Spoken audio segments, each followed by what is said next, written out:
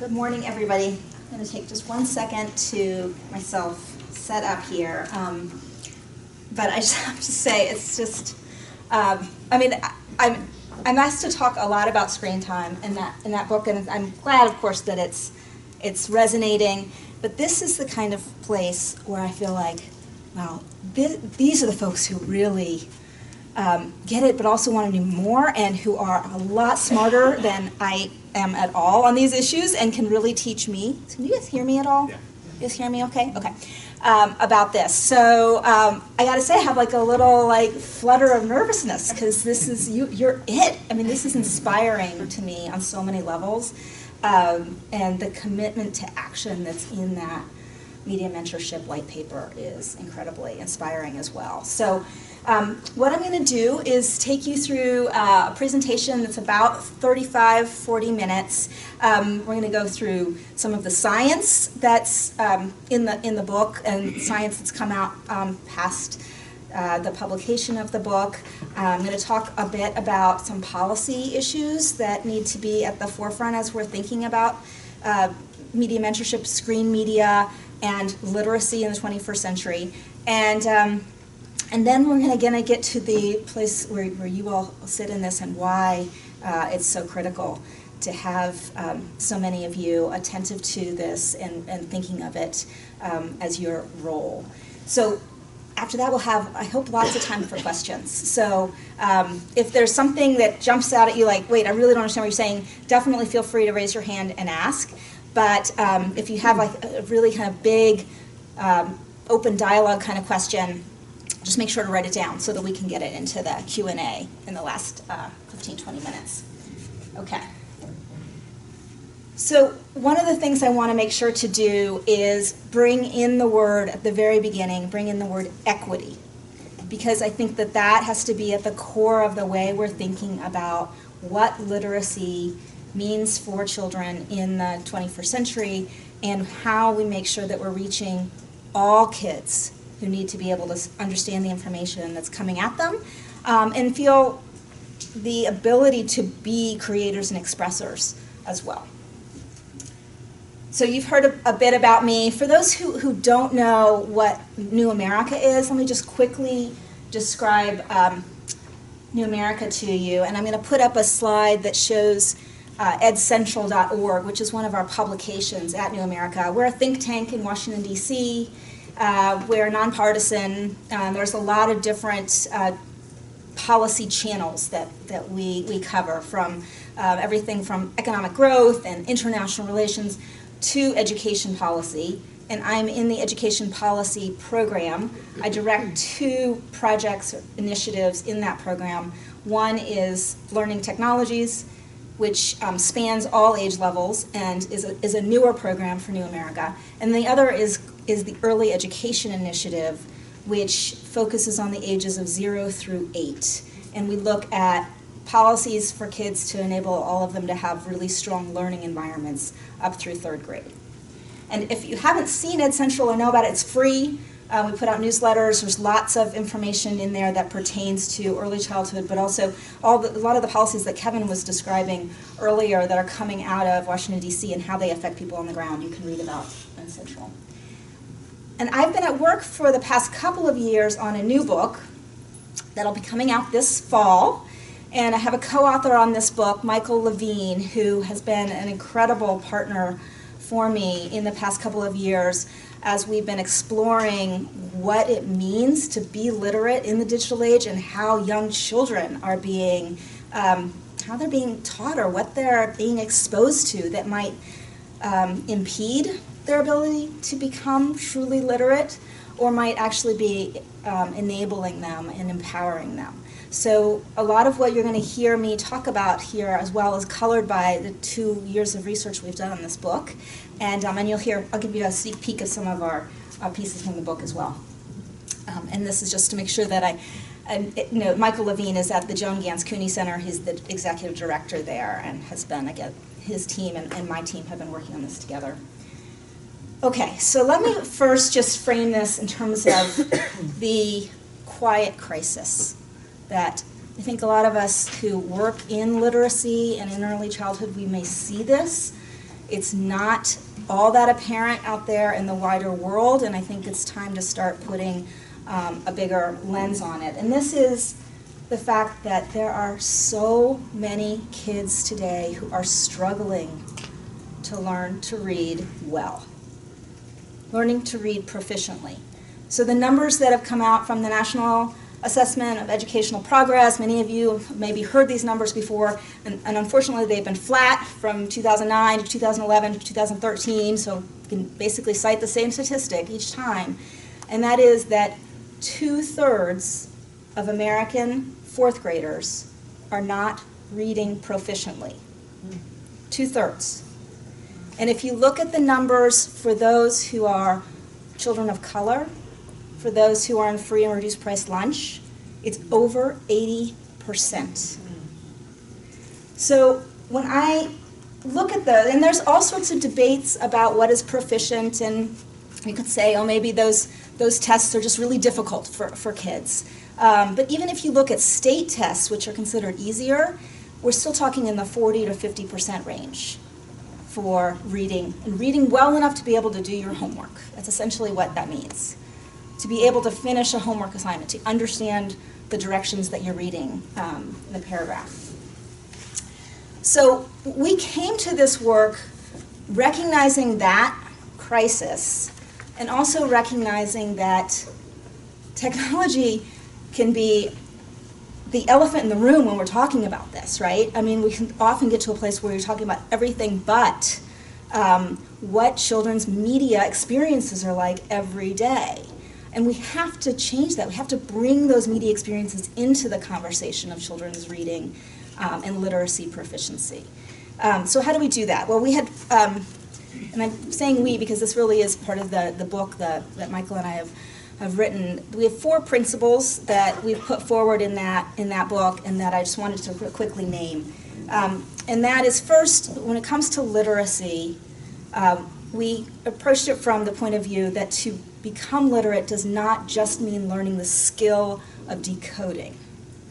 It means bringing knowledge into the equation as well. So it's a skills plus knowledge equation.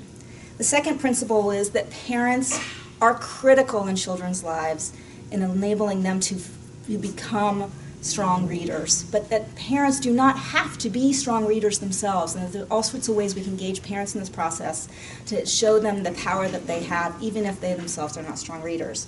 A third principle is that if we were to avoid and ignore where technology fits in children's lives, we are to miss opportunities to reach them, especially kids who may need the most help. But the fourth principle, and I think it's maybe the most important, is that if we think that technology is the answer, we are lost. Because what technology is simply an assistant to the human beings that have to be around children to make sure that they're getting the guidance that they need. So that's kind of where we're coming from in this. So what do we have instead of those 4 principles in my mind? This is what parents get instead. They get just a whole bunch of mixed messages, right? So they get this. They get, come on over here, look at all these good apps, look at all this cool new iPad stuff, right? It's just like the marketing messages that come at them. Or they're getting this. No. Don't touch that stuff. Young children really shouldn't be around those screens right now. No, not developmentally appropriate. And I have to say that for parents who are in the middle to upper income strata, this message of don't touch it, like it's definitely something they're hearing and they're worrying about and they're trying to grapple with it. But for parents who are in more lower income households, a lot of them are scratching their head at this, going, well, what do you mean? My kids, I got to give them some tools. I got to give them something. This is like the real world. How are they ever going to get a job, right? So I think we need to recognize that not everybody is hearing this message, and it's not necessarily always making sense to everybody. I want to talk for a moment about a touchy subject, but one that I really think shouldn't even be that touchy if we were to have read closely, if we were close readers of what was going on. And that is where the American Academy of Pediatrics sits on this issue. So I have up here, I'm sure you can't see that, but it's the policy statement that came out in 2013 from the AAP that was talking about a variety of different age groups and their use of media. And there's some really good stuff in this statement. I just will say that up front. And it also, for the first time, recognizes the need for families to put together a media plan and really start thinking about how they're using all sorts of different tools in their households, from TV to DVDs to their smartphones at the dinner table. So it's really worth taking a look at. But one of the things that's been happening is that people have been zooming in on the information about really, really little kids and what the AAP says about that. And what the AAP says is they discourage the use of screen media among children under the age of 2. And so if you look at the document, what they're talking about is passive media use. They're primarily using research that talks about the need for social interaction, which is incredibly important research, and we all need to know it, and I think librarians know it, especially those who are doing Every Child Ready to Read and all this work. So absolutely incredibly important information to get into parents' heads, right? That the way they interact with babies is paramount. But what it doesn't do is answer questions about interactive media use, and it also doesn't answer questions about what about Skyping with grandma? What about playing a video that has Old MacDonald song? Right? So there's just a whole range of new issues that have come up as we've used media in new ways with kids that have opened up a lot of questions among a lot of parents. And one parent once came to me after a session I did out in Portland, and her mom was in China and hadn't seen her baby yet. The baby was about 12 months old, and she had tears in her eyes. She was like, can I put my baby in front of the screen? Can I Skype with her? Because she was scared. She had heard that you were supposed to do that, right? And it was just heartbreaking. It was going to be fine for her to Skype with her mom and have her mom see the baby. So this is why I think we need to really start grappling with these issues more deeply. And as I'm going to describe, the field has, and even the AAP has, I mean, there's several members of that committee who very thoughtfully are trying to think about this in new ways. Okay, so what is happening today? We got this. We got a lot of media overload. And one of the ways we can measure this is by looking at the apps in the iTunes store. So we are now up to over 1 million apps in the iTunes store, and almost as many in Google Play and in the Amazon app stores as well. And when it comes to what's in the education section of the iTunes store, we're talking about 80,000 apps. 80,000. Parents today are picking up their smartphones and they're going there and they're like, okay, I need to find something, I'm in the dentist's waiting room, and maybe I can find something that we can play with together, and they're opening up and they're just like, okay, let me just go to education, and they don't know. I mean, who's vetting this stuff? Who's helping them make the choices of what to pick? Huge question. You guys have a huge role to play there. I will also say, yes, I wanted to just note, so in this slide I used the word educational in quotes. And I'm going to get to that. Some of the research that we've been doing, we can discuss that a little bit more. But I first want to just talk about what we do know about the media that children are using today, and how it helps them learn or how it may be impeding learning. And I want to start by showing you this slide that actually is supposed to have, it's supposed to have a darker section as well, but these are supposed to be kind of concentric circles. And this is a way of thinking about the ecosystem that children are growing up in. And for those of you who have done child development research, you may know of Yuri Brofenbrenner, whose ecological systems theory is kind of at the core of this kind of idea. And it is the idea that there are a lot of different pieces that come into children's lives that help them become who they are. And it starts with the family, but there's a lot of different layers in their ecosystem that are affecting the way that they're learning. And libraries and educational institutions are absolutely part of that, but so is all of the media that they're seeing and experiencing. So several years back when I was working on screen time, I was trying to figure out how to make sense of all of the different research that's out there, because there's actually more than you might think.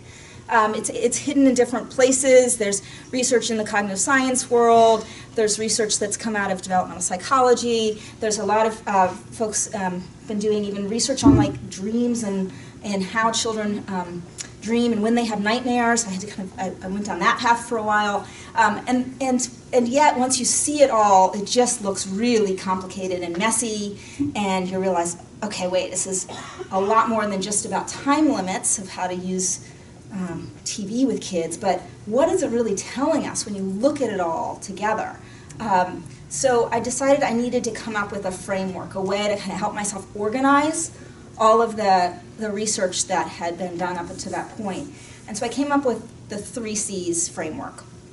And maybe many of you have probably heard me talk about this before, or have seen me writing about it before, and I'm so thrilled that it was part of the way that the Media Mentor paper came together as well. And the idea is that we have to recognize the content that children are exposed to or consuming or interacting with. We have to recognize the context in which they're interacting, and we have to recognize the individual child and what that child needs. So let me talk a little bit about this. We're going to start with content. We do have a lot of studies now that have been done on educational TV that is designed to be understood by children at age 6 and under. And in this case, I really am talking about the kids that are basically in that kindergarten and younger age range. And it was really eye-opening to me to read a lot of these studies, because many of them were showing that kids who had, even if, maybe Barney, for example, that had 30 minutes of watching Barney, and then they were asked questions about the show, but also then they were also observed in how they talked together on the playground, or how they operated, how they interacted, with their peers. And they found that the kids who had the 30 minutes of Barney were performing better on various kinds of questions about what they learned, which isn't surprising given the show is really well designed to help them learn and think. But it also meant was leading kids to be more civil to each other on the playground after having watched Barney. So that's just one of many, many studies on different shows and the way the media affects the children and the way that they learned and played together. But we also have plenty of research showing that adult-oriented content, like Game of Thrones, say, is not good for little kids. And I know this shocks you. And what we found in some of the more recent studies of this actually are showing that kids who have had a lot of exposure at 1 and 3 years of age to content that is just not designed to be understood by little kids, that those kids then also are performing worse on executive functioning, tests of their ability to regulate, to control their impulses, Simon Says kinds of tests. So there's still more to unpack about why that's happening, but these are studies that have been done where they controlled for socioeconomic status of the kids, and they found that still, having watched a lot of, or just even been exposed to a lot of adult-oriented content was not helping these children. So there's a lot more to say there on content, but let me just give you my little mnemonic I use sometimes to help me think about what we know and what we don't about the content on the screen. We have studies showing that straight-line storytelling really helps children to learn. And this, again, is something that probably is not at all shocking when we think about how beautiful the narratives are in children's books. It's one step to the next step to the next step to the next step, and of course kids are totally engaged because that's when they're, especially at 2 and 3 years of age, they really want that. They really want to see things and start to understand things sequentially They're the beginning of trying to understand the sequence. Participation is key, finding moments where kids can, where something maybe pauses and children can talk back to the screen. We've seen research that that helps them. We've seen that labeling on screen, just like labeling in real life, is important. Labeling meaning having somebody who picks up a pail and shovel and says, I'm going to take my pail and I'm going to take my shovel and I'm going to go to the beach. And children start associating those words with those objects because they've been labeled for them. It's surprising how much children's media out there does not do that. I wince when I think about Bob the Builder, for example, which was when my kids were littler. That was kind of one of the big things around their peer group. And there's so many missed opportunities in Bob the Builder. I mean, he could have been labeling so many cool tools and construction appliances, and he almost never did, which is weird. Engagement, of course, is key. If kids seem kind of bored, then they're not getting anything.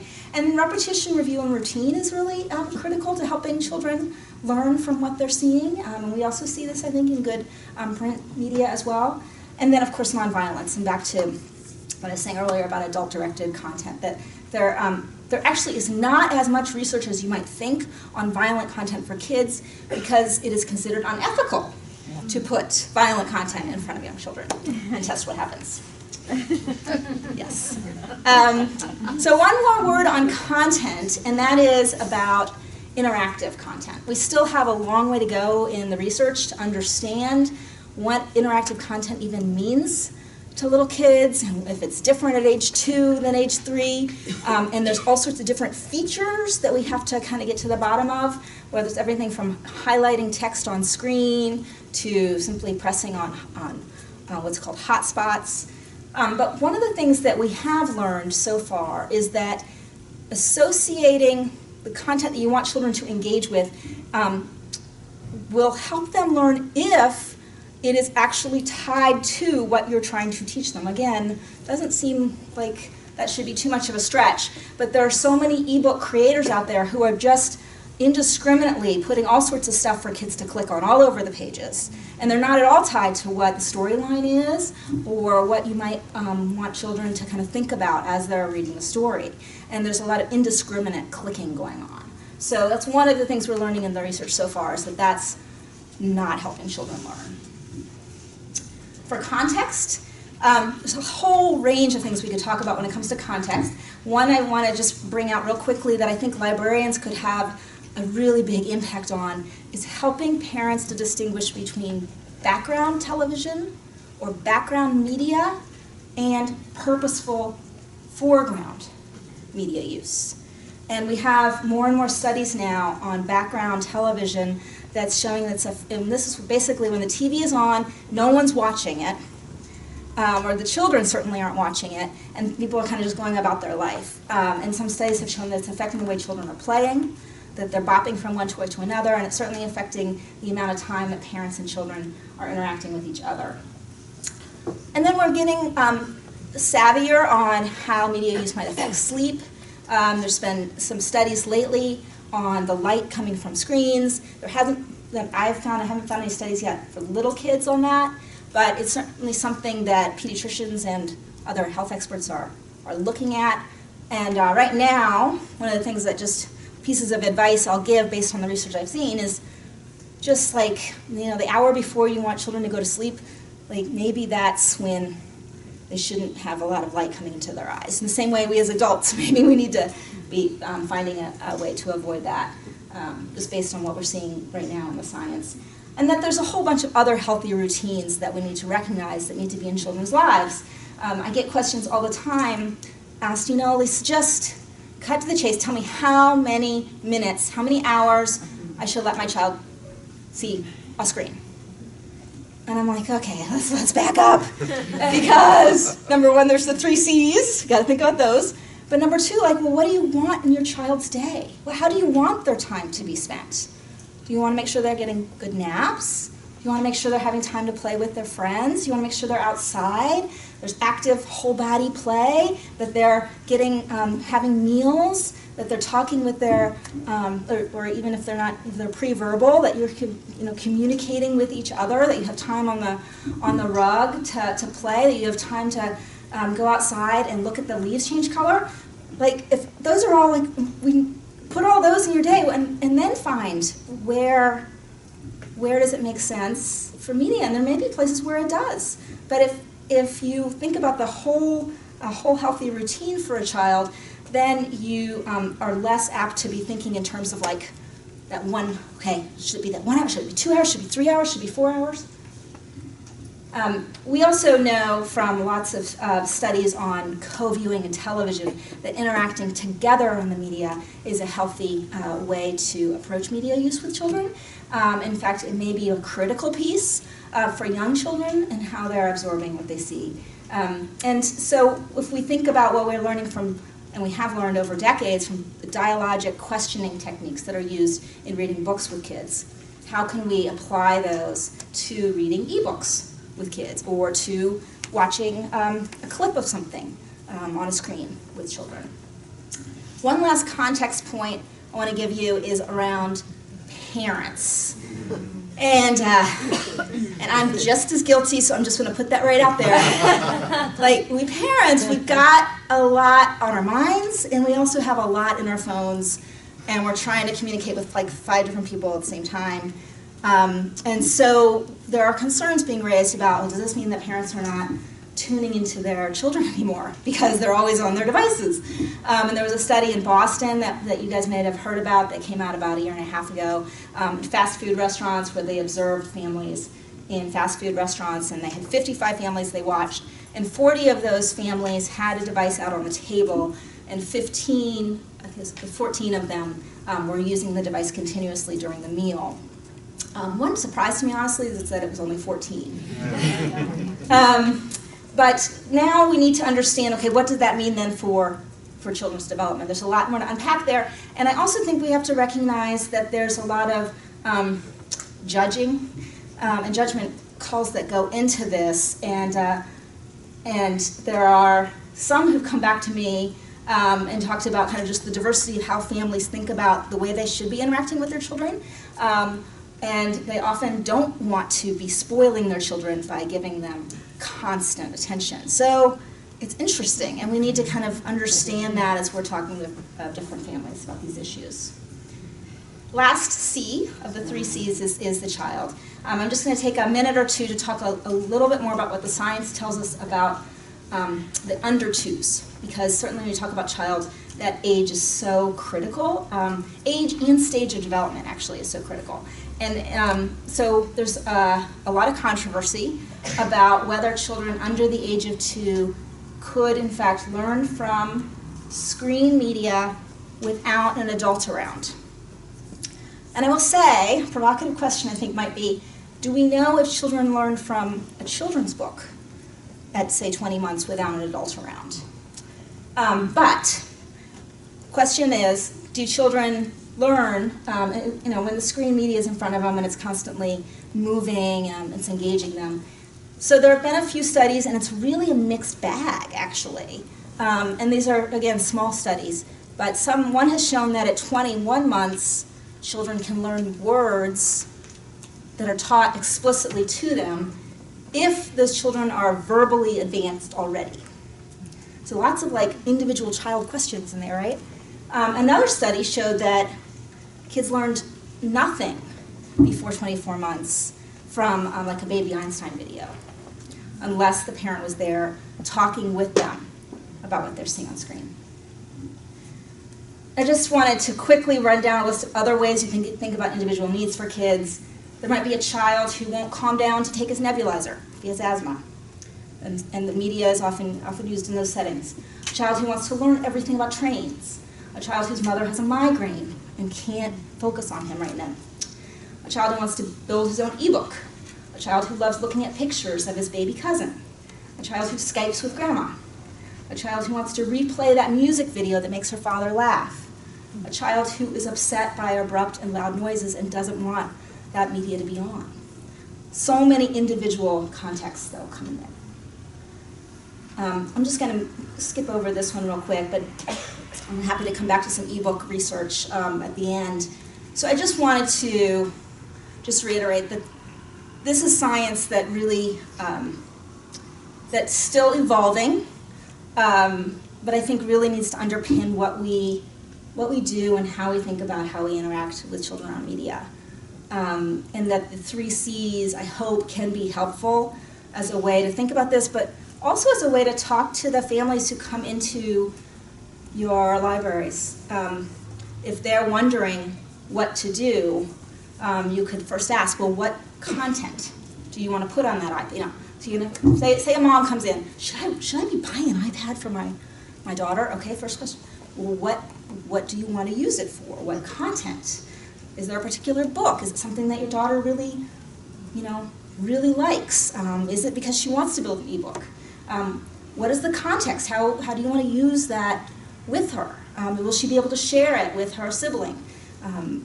What are we talking about in terms of the time of the day? Nighttime, in the car? How do you want to think about that? And then the child, like, is this, are you thinking about the developmental stage of your child, what their needs are, what they're asking for, what they're scared of? So those can be ways of, in maybe a non-judgmental way, having a conversation with the families that come to your libraries. So this research has led to, not the 3 C's research, but a whole series of people who have for decades been working in this field are starting to get attention, and the field of early childhood is responding to this. I want to note just a couple of papers that have come out. There's one called Take a Giant Step, which looks at teacher preparation and how to make sure early childhood teachers have what they need when talking with families and also using media with kids. There's a paper that the Education Commission of the States put out that I wrote that has a big library section in it. There is, and this is one of the most important, the National Association for the Education of Young Children came out with a statement, its position statement on technologies in 2012. And it has become a guidepost for the field. It puts a lot of the onus on educators to be professionals, to really think about what they're using. And this, I think, is why you all could be so important, because they can't do it all alone, and they need the expertise of those who understand early literacy, understand quality content, to come together with them to help them make good choices in their classrooms. And lastly, there's actually second to last, there's a new book out, Technology and Digital Media in the Early Years, that Chip Donahue at the Erickson Institute edited. And a paper out from 0 to 3, which is a research and advocacy group, a national research and advocacy group, and they looked at just dozens and dozens and dozens of studies on media use in children under the age of 3, and came to conclusions in there about the importance of that joint engagement, which is what I'm pushing here. So let me get now to some of the themes that have come out in some of the research that we've done with the CUNY Center.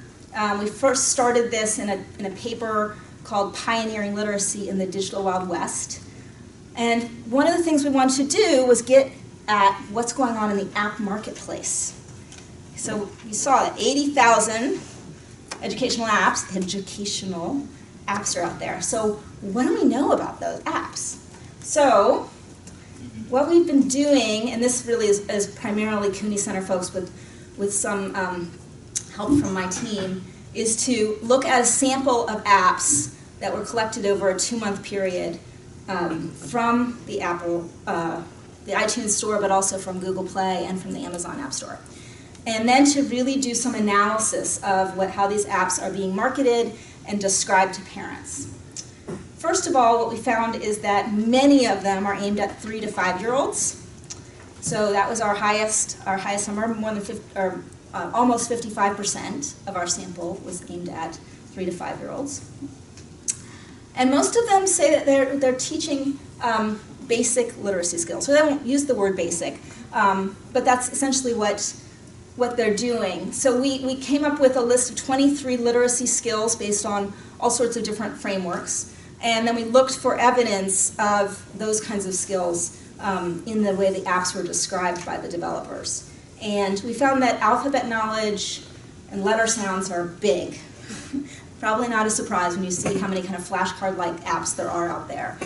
We found more vocabulary apps than we had a couple of years ago.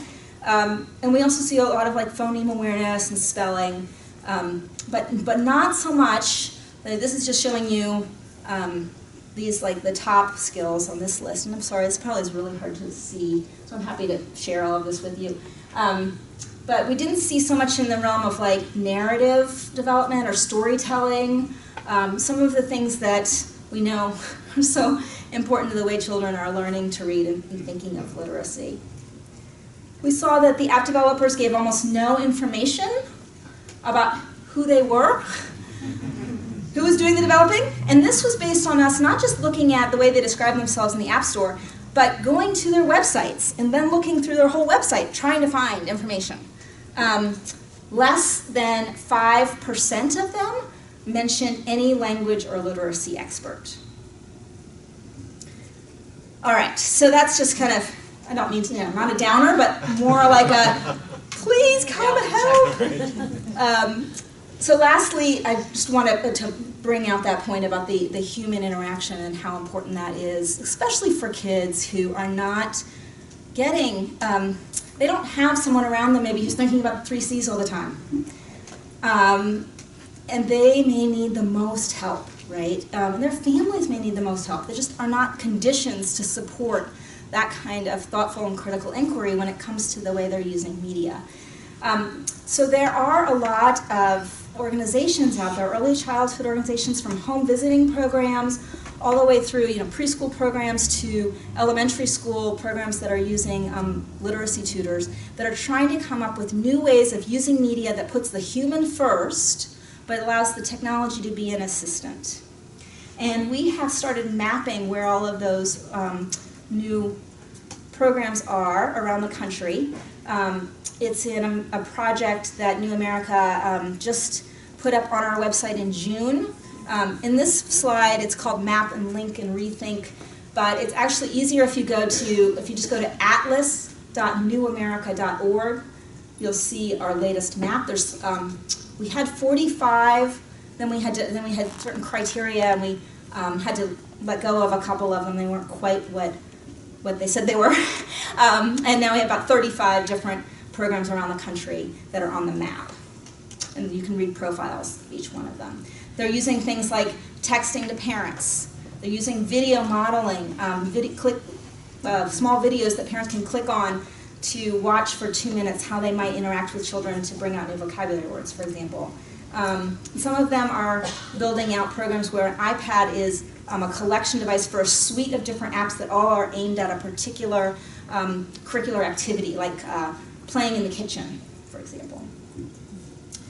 One of the really neat resources that we found is Ready Rosy. If you haven't heard of it, it does video modeling for parents on literacy, different kinds of literacy games they can play with their kids. And another is called Comienza en Casa, which is in Maine, and it uses iPads in migrant literacy education programs with whole families, librarians, and kindergarten teachers.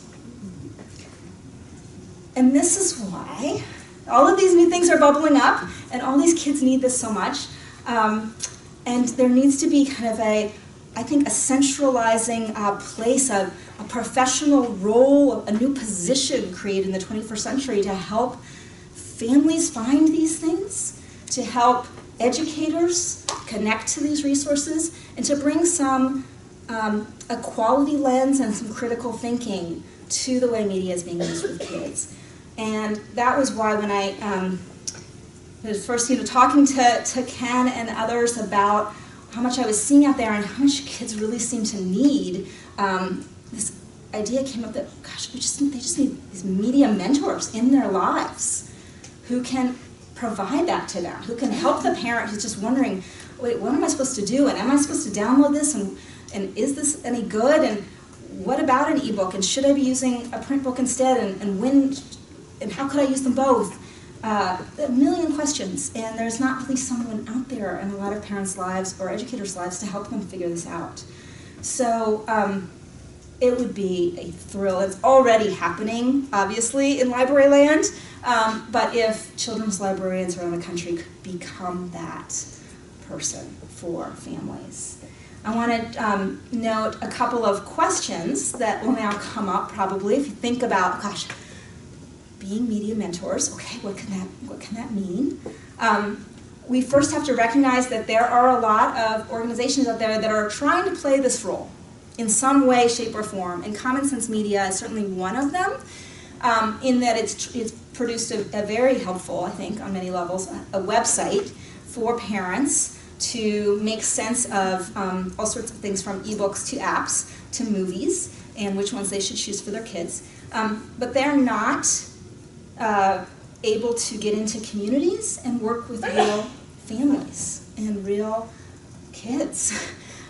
So how does a media mentor or a children's librarian of the 21st century work with these kinds of institutions? I think that's a question for all of you. I also think that a lot of families today don't recognize that there are public resources out there for them to help them. That it doesn't have to all be about buying something from the App Store. And that, so first of all, of course, this is about just continuing to raise awareness of their public libraries and what can be available to them. I think it also means bringing public media into the picture in a deeper way so that families, and I think also our policymakers, can start recognizing that, yeah, we put our taxpayer dollars towards creating these wonderful, Ken Burns documentaries or the Super Y literacy show that's partly funded by the U.S. Department of Education. We should be making sure that all families have access and can find these resources. So yes, I wanted to thank everybody for allowing me to speak on this issue today. I'm just going to quickly run through this so you can see it up on the screen. I'm incredibly lucky that we have a lot of foundations who are funding our work at New America. But I lastly just want to say thank you to Andrew and to Ken and Dorothy and Claudia and Amy and everyone who has really not just said, hey, yeah, we could do something with this, but like, whoa, there's a lot that we need to do with this, and we can be the leaders on this, and I can learn so much from all of you. I just feel incredibly privileged to have that opportunity, have the opportunity to come here to learn more from all of you. So I really hope this is just the beginning of what could be an amazing course for children's librarians in the 21st century. So thank you.